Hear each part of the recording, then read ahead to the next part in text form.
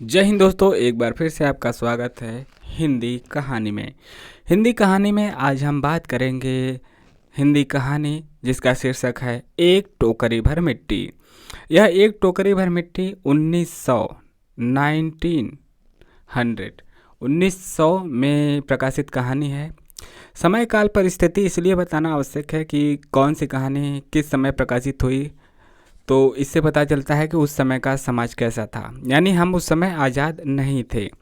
तो यह लिखा है माधवराव सप्रे ने। लेखक माधवराव सप्रे हैं और वाचन स्वर है अवनीश का। आइए कहानी शुरू करते हैं। कहा भी जाता है कि साहित्य समाज का दर्पण है, तो इसी प्रकार से हमें कहानियाँ लगातार जानने के लिए, सुनने के लिए और पहचानने के लिए समाज को लगातार पढ़ते गुनते रहना चाहिए।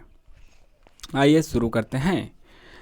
किसी श्रीमान जमींदार के महल के पास एक गरीब अनाथ विधवा की झोपड़ी थी। जमींदार साहब को अपने महल का हाथा उस झोपड़ी तक बढ़ाने की इच्छा हुई। मतलब उनके मन में आया कि उस झोपड़ी तक अपने महल का बढ़ा लें स्थान को।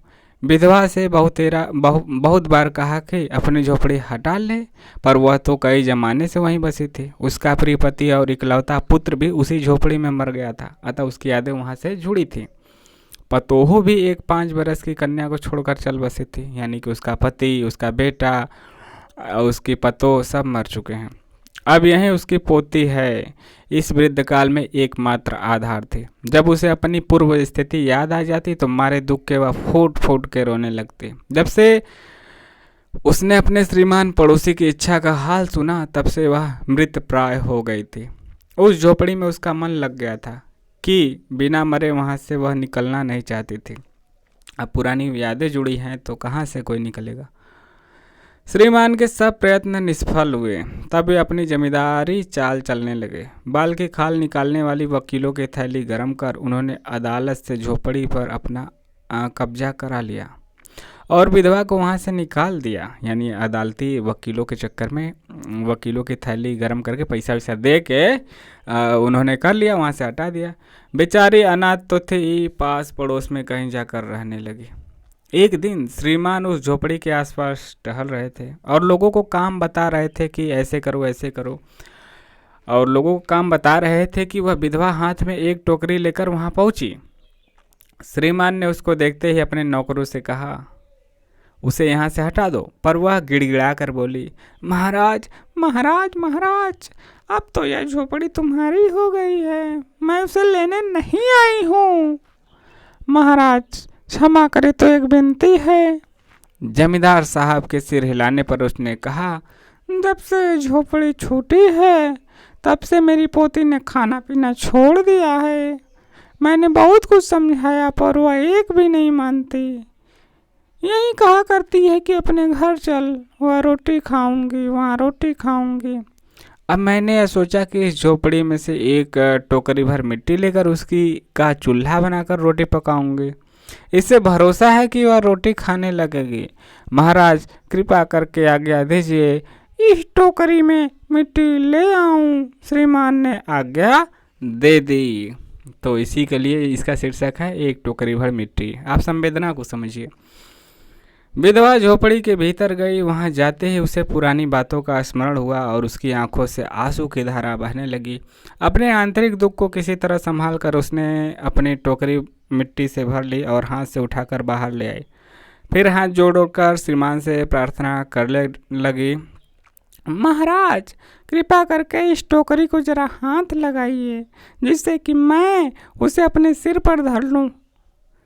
जमींदार साहब पहले तो बहुत नाराज हुए, पर जब वह बार बार हाथ जोड़ने लगी, गिड़गिड़ाने लगी, पैरों पर गिरने लगी, तो उनके मन में कुछ दया आ गई। किसी नौकर से न कहकर अपने ही स्वयं टोकरी उठाने आगे बढ़े। जो ही टोकरी को हाथ लगाकर ऊपर उठाने लगे, ते हुए देखा कि यह काम उनकी शक्ति के बाहर है। यानी कि उनसे नहीं उठ सकता था, उन्हें ऐसा लगा।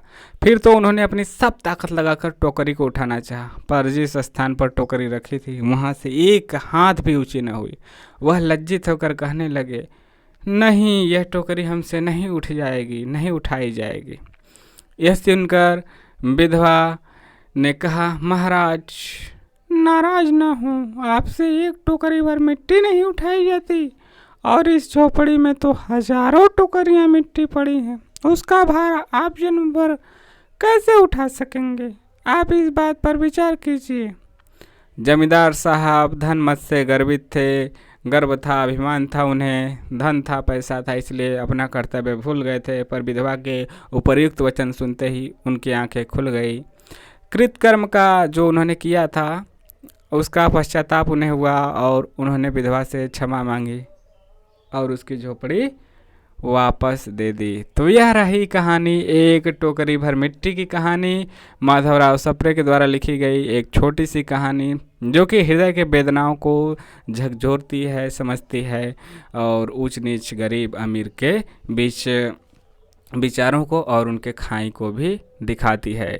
तो आज की कहानी कैसी लगी ज़रूर बताइएगा। मिलेंगे किसी अन्य कहानी के साथ नेक्स्ट वीडियो में, तब तक के लिए जय हिंद, जय भारत। लेकिन यदि आज आप पहली बार जुड़े हैं, आपको अच्छा लग रहा है, तो चैनल से जुड़े रहने के लिए लाइक, शेयर और सब्सक्राइब करना ना भूलें। मिलेंगे नेक्स्ट वीडियो में। जय हिंद, जय भारत।